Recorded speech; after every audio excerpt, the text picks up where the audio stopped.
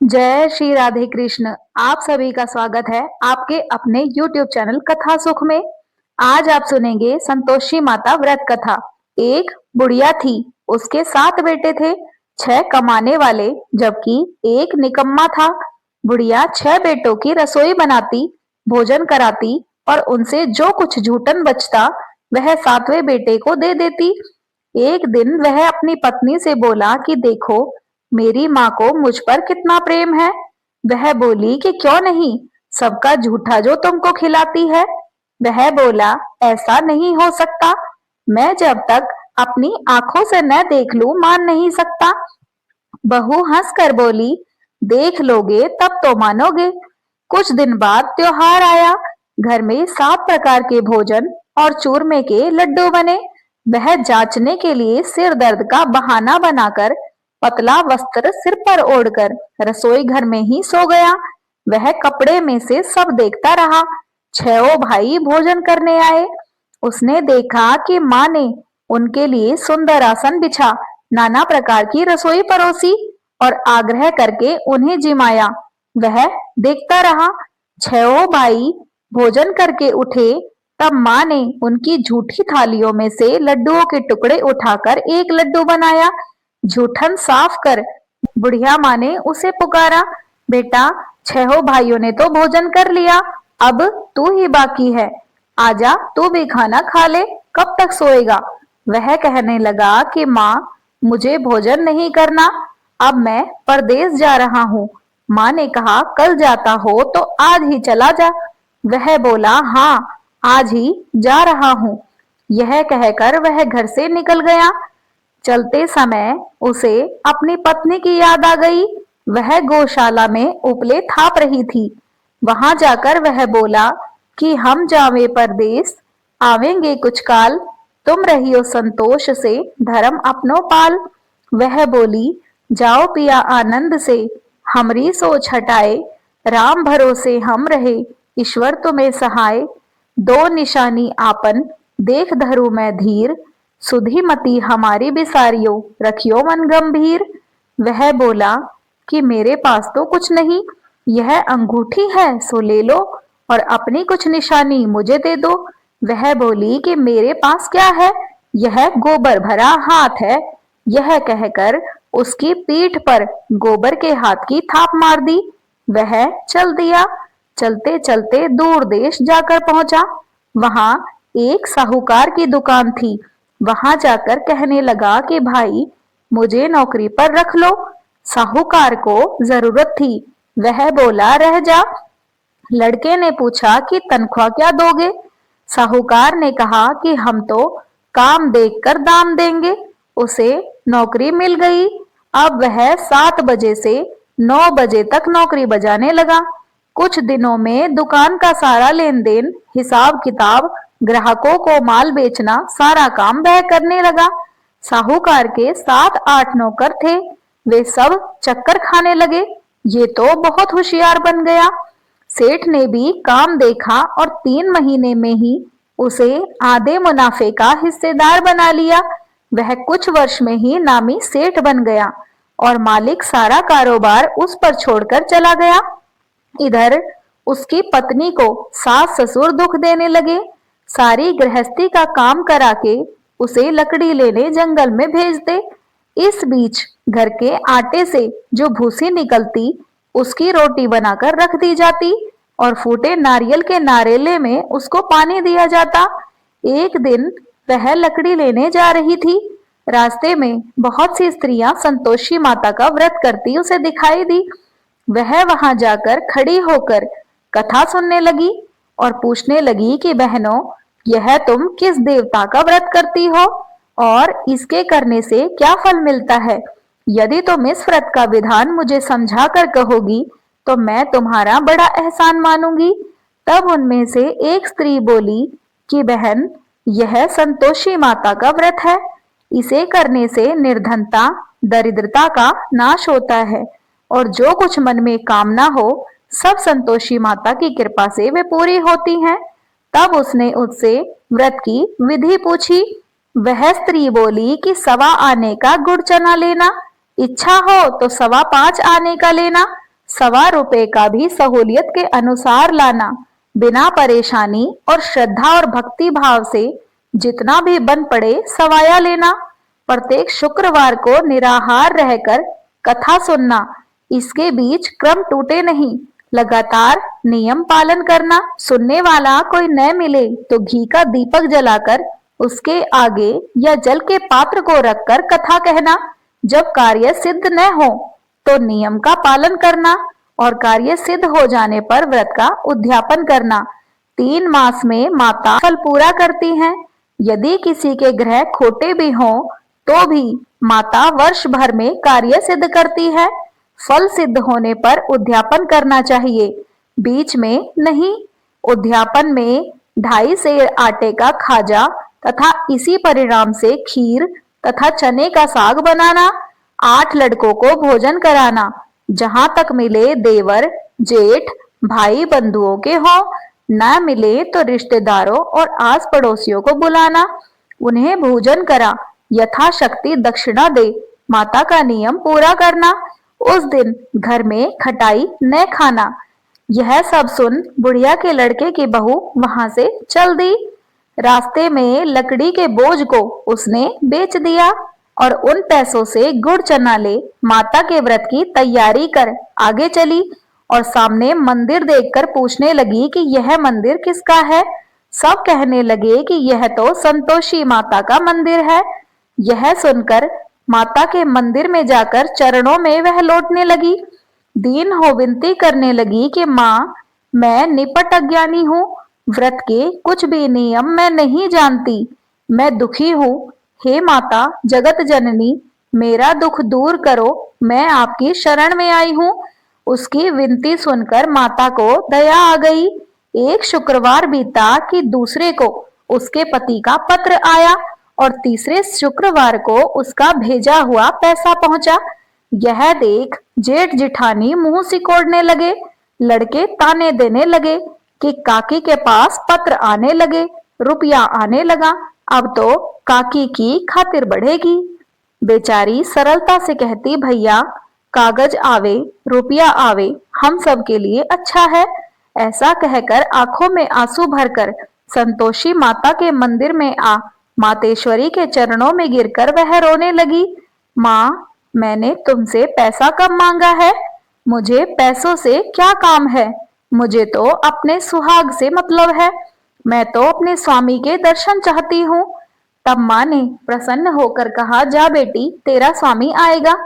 यह सुनकर वह खुशी से बावली हो घर में जाकर काम करने लगी।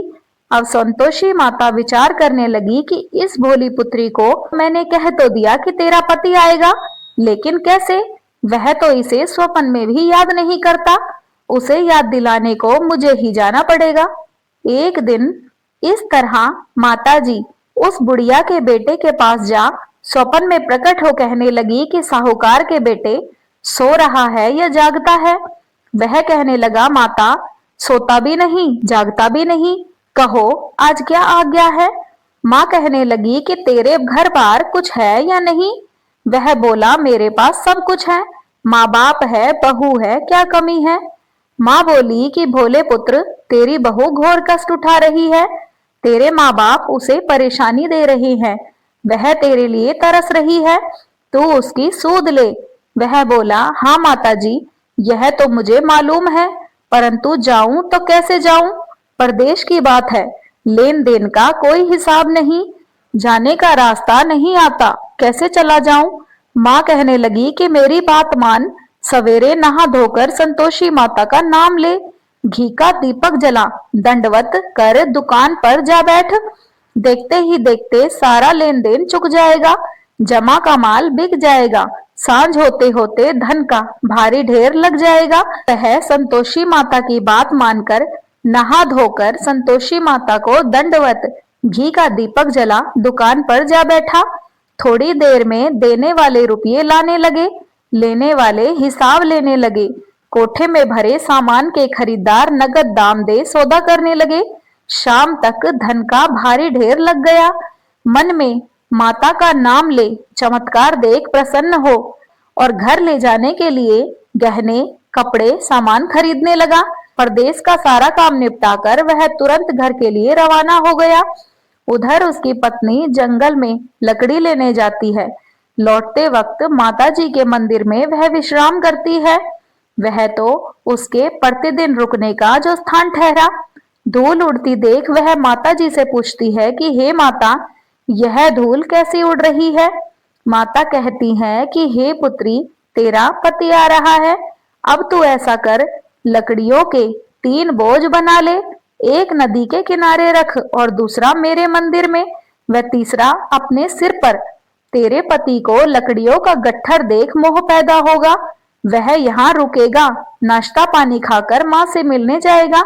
तब तू लकड़ियों का बोझ उठाकर जाना और चौक में गट्ठर डालकर जोर से आवाज लगाना कि लो सासू जी, लकड़ियों का गट्ठर लो, भूसी की रोटी दो, नारियल के खेपड़े में पानी दो, आज मेहमान कौन आया है।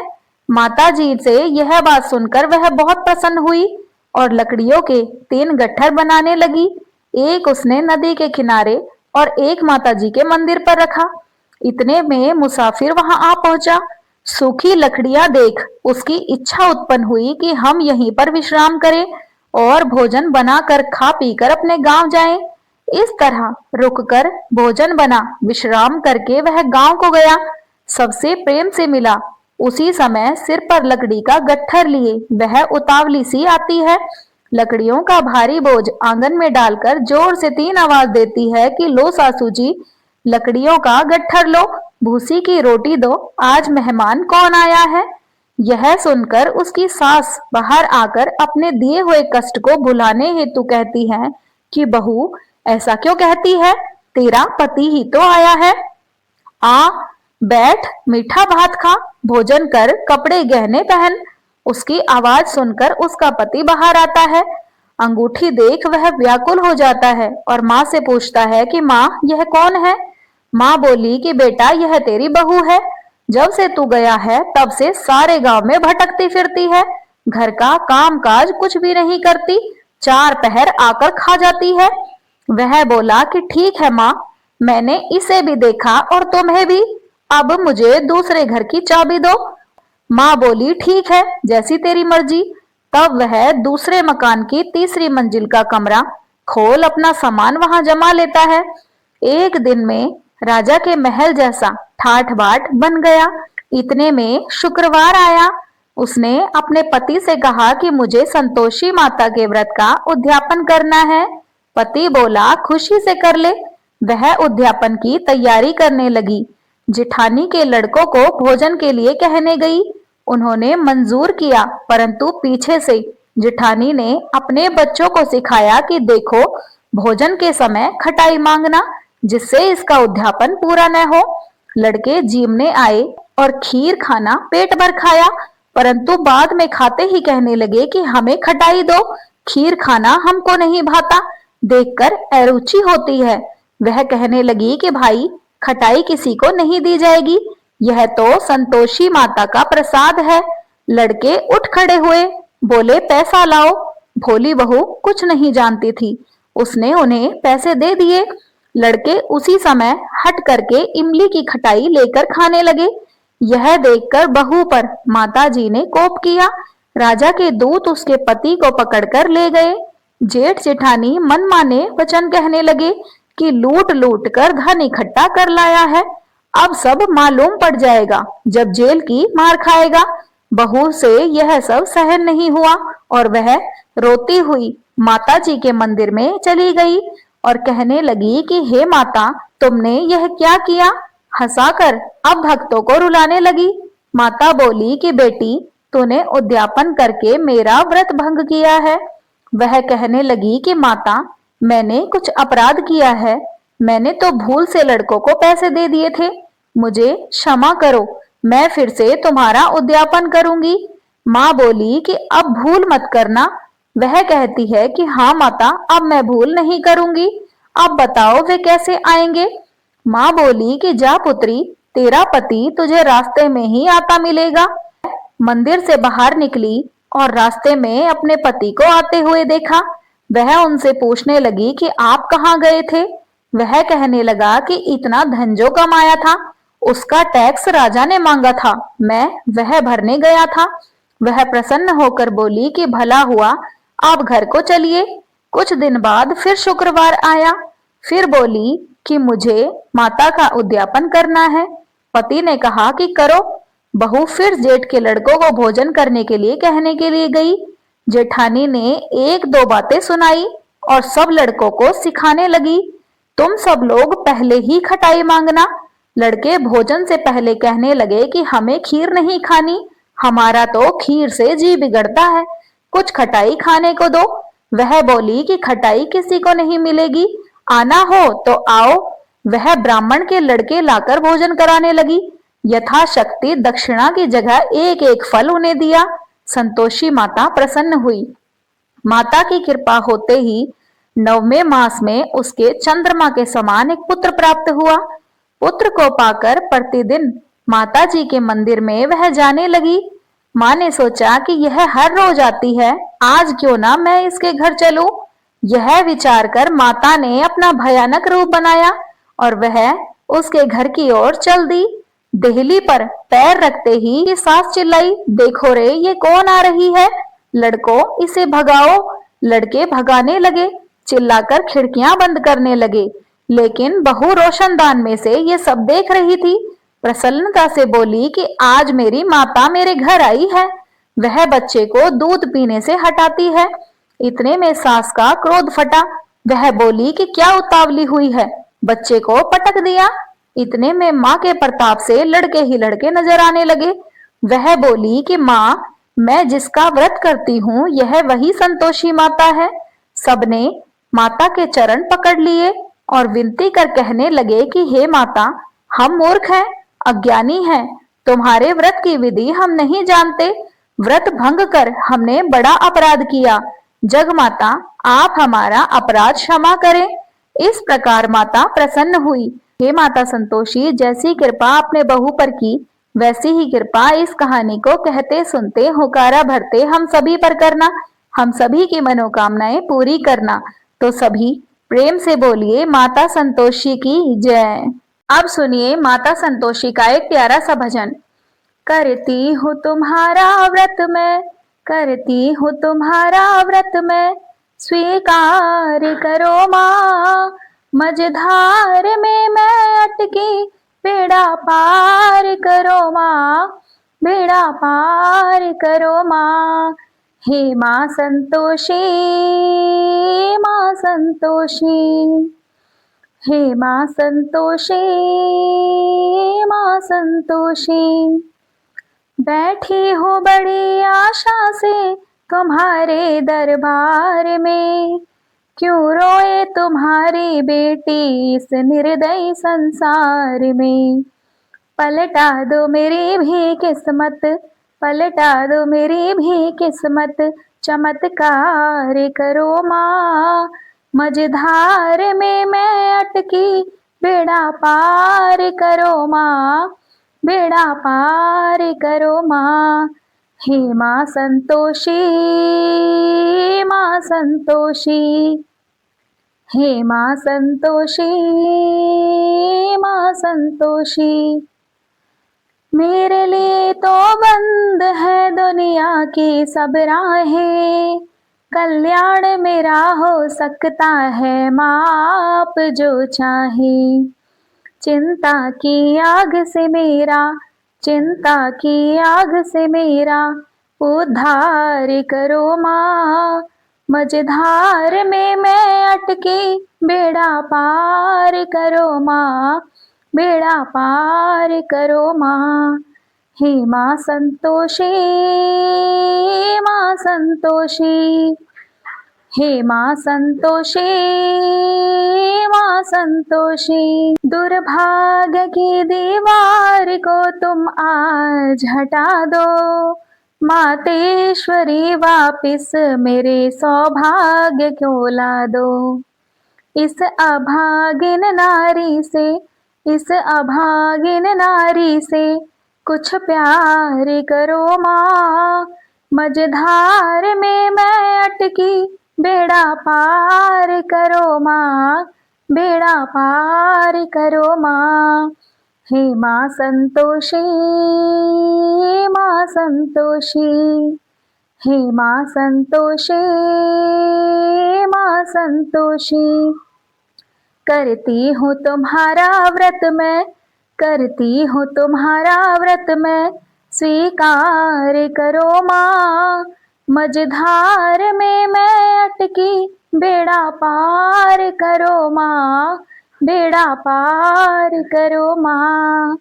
हे माँ संतोषी, माँ संतोषी, हे माँ संतोषी, माँ संतोषी।